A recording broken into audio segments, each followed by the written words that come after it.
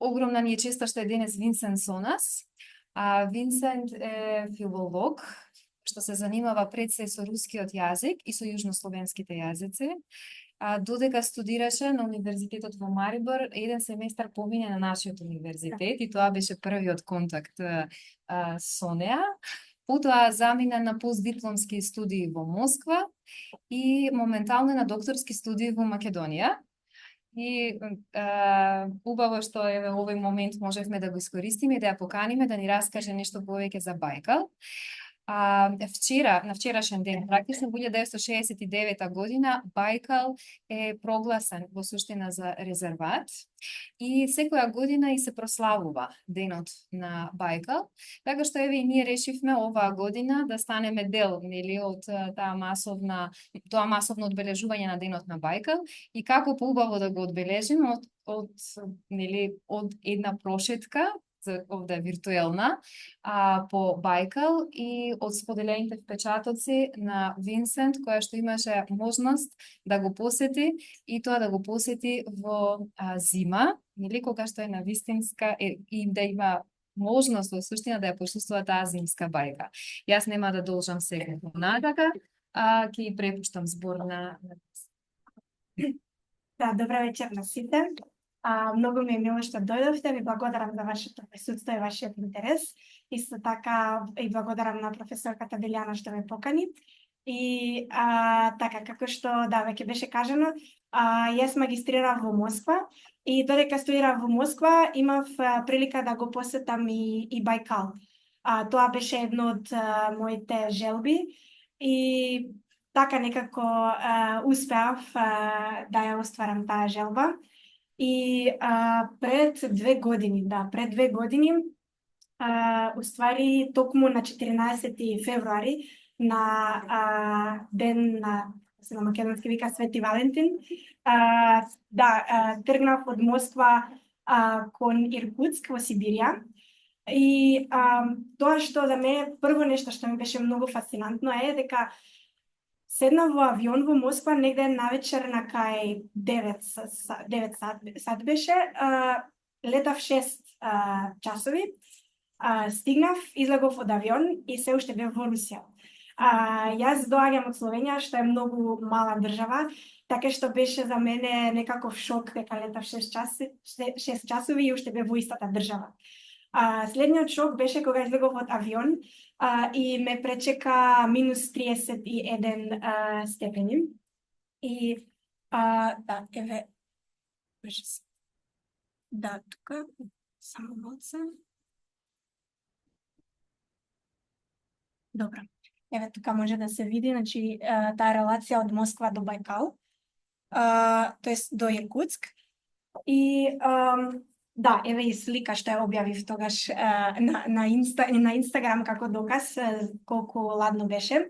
И ако понекогаш сте помислеле во Македонија колку ви е ладно, искрено јас до тогаш не го доживеав толкав студ отколку во Сибирија. Не знам, кога излегов од авион, веднаш мојата коса и трепки се ми стана бело од студ, од мраз. И така, воопшто беше тоа патување некаква зимска екзотика. До тогаш ништо како тоа немам искусено, доживеано. Ние секогаш си замислуваме, например, Африка, Азија, тие држави како некои екзотични места за посетување. Меѓутоа, за мене, еве таа зимска идила или зимска Сибирија беше исто така голема екзотика. И како што кажав, јас стигнав во Иркутск. Иркутск е 6-тиот според големината град во Русија, во Сибирија, и се наоѓа 66 километри од езерото Бајкал, во источен Сибир. Таму спиев, тука дадов слика на станот кај што спиев, пошто така многу автентично изгледа за Русија. Спиев кај родители на една моја другарка од Москва и они наутро, јас стигнав на 7:30 во Иркутск, они ме пречекаа со борш, со црн чај, и ако не ми се јадеше баш, тоа е кај нив, веќе доручек е вистински руски. И така, еден ден поминав во Иркутск, да, и се прошетав низ градот, се запознав поблиску со самите жители во Иркутск, го посетив музејот на иркутска уметност и да, ми се изненади, тоа извинете, тука на сликата е реката Ангара, после ќе ја спомнам уште еднаш. Во Иркутск е многу интересна архитектура, односно има една комбинација на тие сиви издодевни советски згради, да кажам, а од другата страна вакви згради, палати или па дрвени куќи во различни бои, розеви, туркизни и така натаму, што беше исто многу интересно. Но следниот ден тргнав накај самото Бајкалското езеро. Значи, патување на Бајкал во Русија се смета како за, да кажам, луксузно патување, луксузен туризам, поради тоа што е многу далеко, тешко пристапен и тешко е за човек сам да се организира. Јас најчесто не патувам со агенции, но на Бајкал бев со една туристичка агенција Ветирок, што организира за млади од 18 до 30 години различни патувања. И еве тука не на слика со нашата група. Да. И прв ден. Мојата прва средба со Бајкалското езеро беше во селото Листвјанка.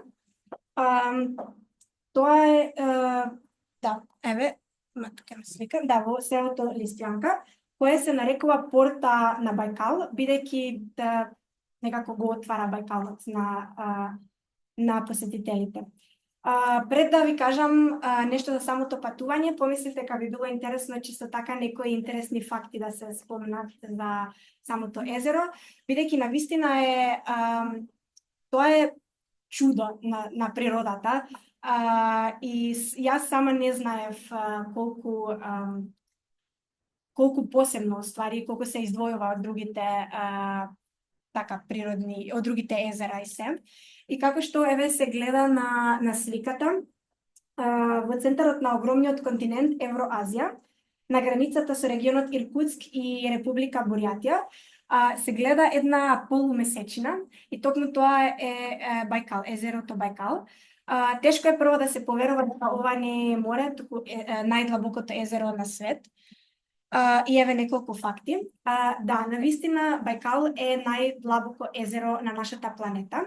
Длабоко е 1642 метра, долго 620 километри и широко 79 километри.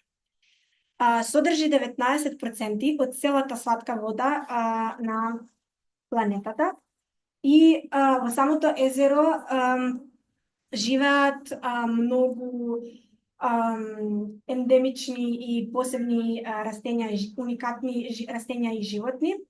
Например, само 27 видови риби живеат исклучиво во езерото Бајкал. И, например, повеќе од 1400 други животни може да се најдат само во Бајкал и на никое друго место. Понатаму, водата има многу ниска минерализација, поради што е многу прозирна и може во некои делови од езерото дното е видливо дури до 40 метра. Тука на слика е всушност дел каде што реката Ангара, што ја спомнав во Иркутск, реката Ангара тука се спојува со самото езеро и тоа е исто така единствениот дел што не замрзнува во зима, бидејќи реката е потопла и да, тие 15-20 километри не замрзнуваат. Да, 336 реки се влеват во Бајкалското езеро. И интересен факт, ако езерото одеднаш престане да се храни од водата од реките, а Ангара продолжи да тече, да црпи водата од самото езеро, ќе бидат потребни 400 години да се исцрпи целата вода од езерото. Исто така тоа е најстарото езеро да на светот, значи има 25 милиони години. Понатаму тоа е најчиста, најпродзирна вода. Има различни, како да кажам, не само пештери, туку различни места, архитектури од мраз, како што ќе видите понатаму. И многу научници се сигурни дека Бајкал е формиран под влијание на каливи вулкани, што е еден така парадокс, дека најчистото езеро е формирано од не најчисти, да кажам, вулкани, например. И исто така интересно, секоја година вадат од Бајкалското езеро околу 5 тони нафта. Да, и така. Како што спомнав, јас за прв пат се сретнав со езерото во селото Листјанка. Тука се гледа на мапата кај се наоѓа Листјанка. Тука исто така во тоа село, значи се спојува реката Ангара со езерото.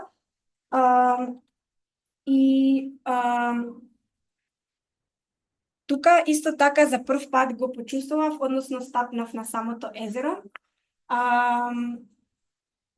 Ми беше многу страшно на почеток и многу језиво. Многу и не се осмелував многу далеко да одам, ама не бев ни единствена, сите така беше многу чудно на почеток. Не знам дали вие некојаш сте се шетале на некое замрзнато езеро или река или било што. Јас имав чувство дека не знам ќе се скрши нешто или така малце и морав да се убедам себе си ако можат камиони и коли да возат, пошто навистина таму возат и камиони по самото езеро. И да, заборавив да го спомнам фактот дека езеро, тоест мразот е длабок, дебел, од 1 метар до метар и пол. И езерото е замрзнато од прилика 6 месеци во година.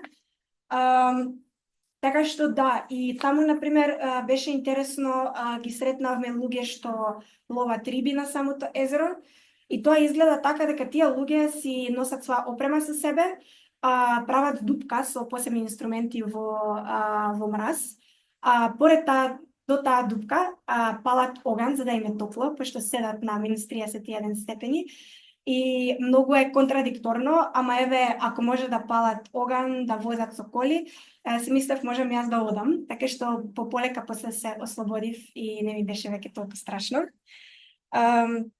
Да, тоа е уште некои слики. Тука во Листјанка посетивме Бајкалската астрофизична обсерваторија и го посетивме исто така соларен вакуумски телескоп. Да, тоа е телескопна слика, го посетивме уште еден, ама немам слика. Тоа е како целото село на таа обсерваторија. Всушност, тоа е Институт за соларно копнена физика во Русија. И да, и таа ног всушност преспиеме во Листјанка и следниот ден тргнавме понатаму. Еве уште некои слики од самото езеро и од мраз. Да, вториот ден тргнавме понатаму на нашето патување и нашето превозно средство беше Хивус. Не знам дали постои друго име за тоа. На руски јазик тоа се вика Хивус. Тоа е посебен брод со со тие како воздушни, не знам, околу, специјално наменети за мраз. И позади, не знам дали се гледа, има тако како пропелер, например, и тоа го движи. Да, и ние со Хивус направивме околу 250 километри по езерото, што и повторно ми беше многу, не знам, се восхитив од тоа, колку безгранично изгледа тоа езеро. Нели стигнав од Москва, патувавме 250 километри, се уште бевме на езерото, се уште бевме во Русија и така натаму. И да, нашиот пат беше кон островот Олхон и по тој пат направивме неколку застанувања. Прво застанавме во селото Большое Галустје. Да, еве го селото.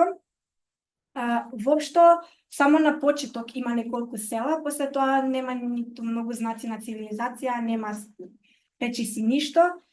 Гледате и тука нема асфалтирани патишта, има само дрвени згради, така натаму. И да, не знам дали се видеше на предходните слики, ама за жал таа година имаше многу снег падна и но голем дел од самото езеро беше покриен со снег и од време на време се губеше тоа чувство дека стоиме на мраз, а не на земја, што се беше бело и не се гледаше. Но токму во ова село имавме среќа. Дојдовме до дел на езерото, кај што езерото беше многу прозирно, многу убаво се гледаше. И тоа се слики што јас ги направив со својот телефон. И така се гледа, така всушност изгледа Бајкалскиот мраз. Тоа се меурчиња кај што се насекаде и тоа е исто уште еден, да кажам, феномен на Бајкалското езеро, тоа се меурчиња од метан. И јас малку читав за тоа, мислам, и ни кажаа тогаш како мислам, настануваат, се формираат тие меурчиња. И всушност во езерото, самото езеро е многу богато со различни јаглеводороди, како нафта, метан, етан и така натаму. И на дното во езерото има многу поволни услови за акумулација, за собирање на тие јаглеводороди. И всушност они мигрираат или заедно или во растворена состојба и се издигнуваат кон површина на езерото. И сега, например, во лето испареваат, тоест излегуваат надвор во воздух, додека во зима, поради нели пошто се водата замрзнува, и всушност така доаѓа дека тој метан замрзнува во тие меурчиња, што се од различни големини, од минијатурни до огромни, до 10 сантиметри. Така што тоа беше многу интересно. Лето се топи или тоа е? Да. Значи, целосно се топи, дури се бања таму. Има и, например, во лето многу интересни екскурзии. Јас да останав подолго, сакав и тоа да го доживеам. Целосно се топи. После крај на мај, во јуни, се топи целосно, да. Не мирисат, не. Ама после исто ќе спомнам, има многу интересен звук самото езеро. И така, после тоа го посетивме залив Пешанаја. Тоа е едно од најживописните и најважни места на самото езеро. Познато е по тие дрвја, таму се гледат по корените на дрвјата. Всушност тие дрвја, нели поради водата и ветер, што исподнесува песок, се разголуваат тие корени и се многу високи, многу долги. Има и дрвја што имаат корени повисоки од човечка висина, например. И тука ние се качивме на како viewpoint, се качивме на една планина, од каде се отвараше многу бав поглед на самото езеро.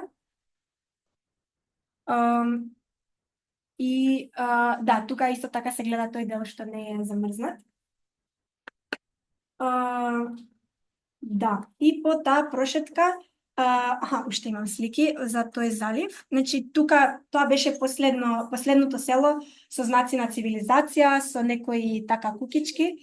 И два најголеми предизвици со кои се соочува секој турист во зимно време на Бајкал се прво, како што веќе спомнав, неопислив студ. Јас месец дена пред тоа бев во Мурманск, во тој дел, во Артечен дел, и таму ми беше многу добра лекција за тоа како да се облечам, да се спремам, да се подготвам за Бајкал. Се нарачив преко интернет чевли за минус 40 степени, се облекав тоа за скијање, панталони, јакна, се до тоа. Дури се купив во продавница, има такви едни грејалки што се ги ставев во чевли, како мали перничиња, за да не ми е ладно. Мислам, ми беше се уште ладно, ама не до толку. На батерии. Не е на батерии, туку има некоја, како се вика, некаква течност внатре, што всушност со човечка топлина се сегрева и останува топло внатре. Да, во ракавици или во чевли, например, такви мали се. А вториот предизвик, многу банално, ама тоа е тоалет. И ние таму бевме секој ден надвор, се шетавме, патувавме со хибус, како што кажав, и тоа беше, да, последното село. Ама сакам да ви раскажам за тоа, бидејќи имав една интересна средба, што така мислам дека ќе ми остане за секогаш во меморија. Таа дрвена кукичка тука всушност беше тоалет, кај што немаше ни струја, немаше ни ништо. Ама овој дечко тука на сликата, успеав да го фатам, мислам дека имаше околу 9 години, така нешто. Тоа беше негова работа, он таму на минус 30 степени чекаше туристи и кога на некој му притребаше да оди во тоалет, он му наплати 25 рубли, што мислам дека околу 30 денари би било од прилика, така нешто. И ми беше многу интересно, што како што веќе спомнав, ние најчесто, не знам, кога разговараме, кога размислуваме за некаква екзотичност или сиромашност или за поинакви култури, прво нешто, да, Азија, Африка, тие места, но мени беше многу интересно дека и тука, на Бајкал во Сибирија, има места што се без цивилизација, например. Таму немаше луѓе, немаше интернет, немаше школа и овој 9 годишен дечко таму си беше секој ден, секако со капа, со таа традиционална капа, со грб на матушка Расија. И чисто така ми беше интересна случка. После тоа тргнавме понатаму со нашето превозно средство хибус и така застанувавме на некои места, се огледувавме тие скулптури од мраз, се шетавме. Еве тука има уште неколку слики. Изгледа како дека човечки раце излабеа или направија тие скулптури, но тоа е се настанато од природа, во природа. Има и така и пешери, ова јами во кои може да се влегува. И така, ние пополека стигнавме на остров Олхон. На самото езеро има 27 острови, од коите најголем е токму остров Олхон. Тој израз Олхон значи мала шума и се нарекува срцето на Бајкал, бидејќи се наоѓа во центарот на езерото. Да, и територијата на Олхон влегува во дел на Националниот парк Прибајкалски. Таму нема асфалтни патишта, може само со некакви теренски возила да се поминува. Искрено, на тој остров малце е направено посебно за туристи. Има 1-2 хотела што се исто така од дрво, ама пак, например, наменете за луѓе што доаѓаат да посетат езерото. Да, и најголемото село е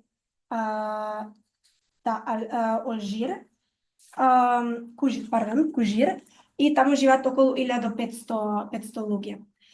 Мене ми беше многу интересно дека езерот, тоест островот е многу, тука убаво се гледа, има ридови, има планини, во позадина се гледа. И наутро кога се пробудив, кога отидов на доручек во трпезеријата, имав многу интересен поглед на коњи и крави, сега тука ги нема, што се пасат на замрзната трева. Како што се гледа, кукички се сите од дрво и така. Таму поминавме 2 дена. Трет и четврт ден од самото езеро тргнавме на екскурзии со буханка. Тоа беше нашето второ превозно средство, се вика буханка. Посебно комбе со високи тркала. Да, за жал немам слика однатре. Мене ми беше интересно кога влегов, зашто има мек таван, како Се беше од некој така, да, материјал мек, ама многу брзо сватив, бидејќи ние се замислуваме дека мразот е, нели, дека е гладко се, дека е рамно, ама ич не е така, има многу пукнатини, тие скршени делови од мраз и така натаму. И возејќи се во буханка, не носеше лево тесно, гору долу, беше така авантура. И со тоа исто, да, еве уште имам слика. Со тоа се возевме по самото езеро. Исто така не очекував дека таму има систем на, како да кажам, систем на промет. Има дури прометни знаци, например стоп или за одзем предност, што се така пикнати во самиот мраз. Има дури главен пат, што освен шофери, никој друг не знае дека тоа е главен пат, ама има две ленти. Точно се знае каде можат да возат. Да, и така ние тука поминувавме, видовме разни тие форми на мраз, еве карпи и така натаму. Да, таа карпа се вика три браќа, бидејќи има така три дела, три делови. Тој тројцата браќа. Од тука има прекрасен поглед на Малое море, брегот на Олхон и неговиот северен врв. Понатаму имам слика на позната карпа Кейп Хобој се вика. Тоа е исто цел комплекс на тие живописни карпи. И да, тоа е како една често ќе видите на разгледница на Бајкал, ќе видите токму таа слика, таа карпа. Исто така посетивме, извинете, тоа е уствари карпа шаманка се вика. Бајкалското езеро е многу блиско до Монголија, уствари граничи со Монголија и во тој регион е се уште многу распространет шаманизмот, но со монголската инвазија исто така дојде и будизмот таму. И шаманизмот е древна религија што е поврзана со природата. Секој, не знам, појав природен, секоја река, годишно доба се има свој дух, да кажам. Комуникацијата со тие надприродни или природни сили се случува преко шаман, личност блиска до божеството. И во рамки на тоа, сакам да ви представам исто така е оток Онгон се вика. Тоа е ненаселен оток, таму тоест остров, таму никој не живее, но тука се наоѓа ступата на просветителството. Тука може да ја видите на сликата. И според религијата, верник треба да ја да направи 108 пати да сврти околу таа ступата. На туристите се советува барем 3 пати. Да. И луѓе таму стават разни бомбончиња, колачи, чоколади, со тоа некако да си обезбедат нивните желби да се остварат понатаму. Да, ве тука уште неколку слики.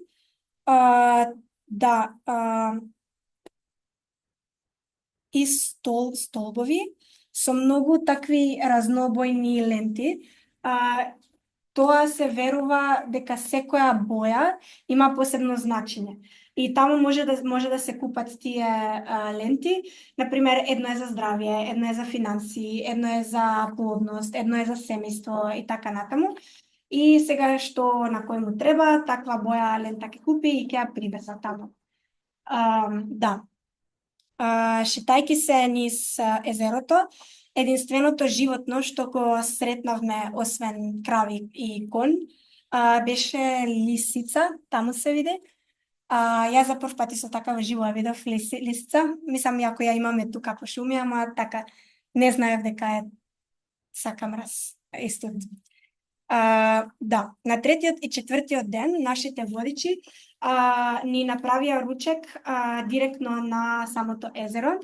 Прв ден јадевме рибна супа од бајкалската риба омул, вториот ден јадевме сибирски пелмени, да, мислам дека нема друг израз за пелмени. Полнети се со месо.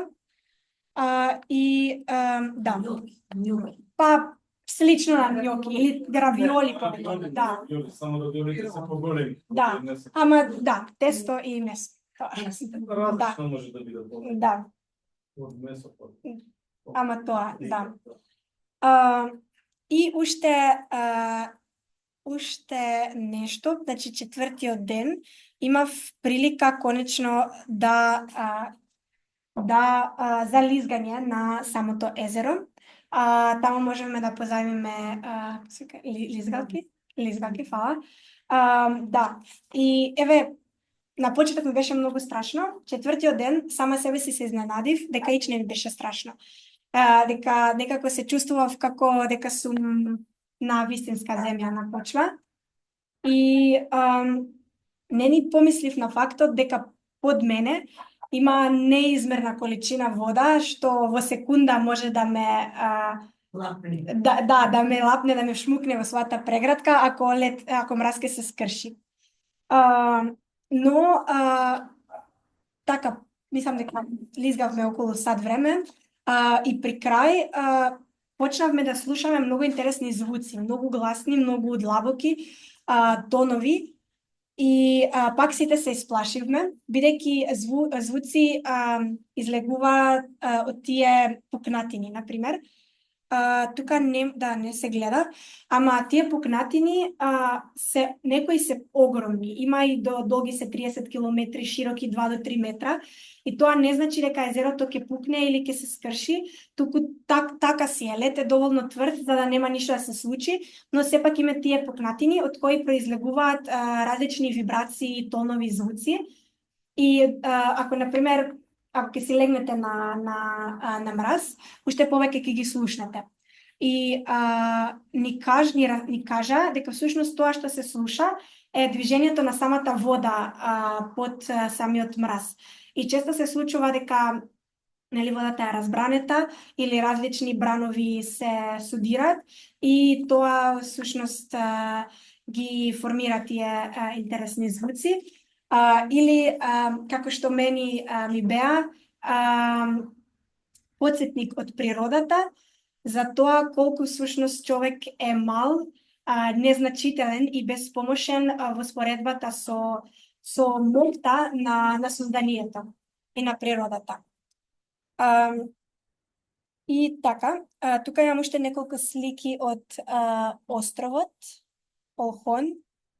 Еве, нема баш нешто многу растенија таму, се е замрзнато, но како што прашавте во лето, природата е прекрасна, има различни да, навистина е многу живописна. Еве, и да, вечерта на четвртиот ден беше време за да се збогуваме со зимскиот цар на Русија. И последниот, значи, го погледнавме, последниот поглед ни беше на тоа прекрасно езеро. И таа вечер, да, значи од езерото до Иркутск патувавме уште 4 сати со кола и од таму 6 сати до Москва. И кога излегов од авионот во Москва, не пречека минус 15 степени и мојата мисла беше колку е убаво кога е топло. И тоа е таа перцепција да, што можеме што ни се менува. И тука можеби да, тоа ќе биде крај. Само уште еден впечаток. Јас до тогаш немам доживеано таква зимска екзотика како што веќе спомнав. И очекував дека кога е зима, кога се е бело, е многу здодевно и се е бело. Но бев изненадена од тоа колку нијанси содржи таа белина, колку нијанси има и колку различни аспекти и длабочини има во природа во зима. Така што на секој би му посакувала и советувала ако има прилика исто така да го посети и лично тоа езеро. Така што фала ви за вниманието. Ако имате уште некои прашања или било што, повелете. Добро, годината влегува Па, 300 и кусур реки. да. А кај излегува водата? Како? Има Река голема река од кој- Ангара. Ангара? Да, таа што Ангара тече е по излез, така? Не е Да, влез. не, излез. Тоа е единствената река што излегува Аха, од добро, да, добро. Како дрим во Охрид. да, да, да. Да? На која висина се наоѓа езерото? Не. Не, за тоа не знам. Да. Не Да. ли викавте? Не, за длабочината. Да. Да, тоа е длабочината, да. Да. Ќе видиме. Да. Сретнате некој од научниците, властници, всички и Не. кај живеат, дали близко до обсерваторија? Да, тоа е како село, например. Таму имаат куќи, таму живеат. Мислам, единствениот контакт имав со таа жена што ни беше како водич таму, што ни покажа се. Така што единственото тоа, не знам, ми изгледаше прилично мртво, искрено да кажам, немаше многу луѓе таму, да. Да, Убаво искуство. да, многу убаво, да. Трајно паметено. Да. Да, фала. Да. Така што? Сакам да споделам нешто слично последните 2 недели ја слушам таа моја пријателка, режисерка Тамара Костовска, она штото ќе се врати од Сибир и прави феноменален документарен филм за пускина преисториски животни, што живееле само во Сибир и незината приказна со вашата многу медија Интересно, да. од социализацијата таму и тие луѓе што живеат во такви услови и она беше Бугарија наратуваше опрема за минус и месец дена значи буквално дојде толку во дешавање што нас од овој аспект не изгледа дека се толку издодени како луѓето живеат во една таква мала да кажам комуна, а окружени се со толку пространство на на природа, уствари, и тие мали ситни цивилизации си имаат некаква перцепција на убавина, на смисла на живење и на ние можеме некаде да не фасцинира колку се колку они уживаат во тие може би на една рака задоволство што може да се ги Да, облека до себе. Да. Тие два филма ќе се допълнуваат. Вие ќе имате прилика да го гледате слово и тој. Најверојатно ќе видиме некаде кај ќе се покаже. Ќе биде да не остане да одговори на прашањето, само што проверив на морска висина било 426 метри. Фала.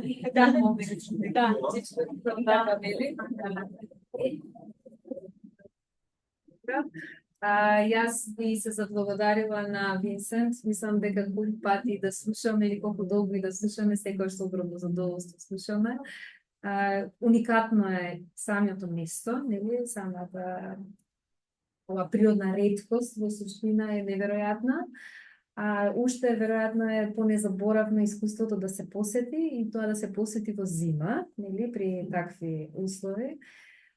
Благодарам уште еднаш што ја сподели еден дел од твоето искуство, е дел од твоите спомени, дел од твоите фотографии со нас. И се надевам дека, не знам, од некое друго екзотично патување повторно ќе споделиш со нас. Да, фала. Да, фала. Благодарам вас за вниманието. Ако имате уште нешто да прашате, да. Јас оваа покана ја добив на интернет, не знам на кој начин, кога бев учена и со задоволство одговорив дека ќе присуствувам.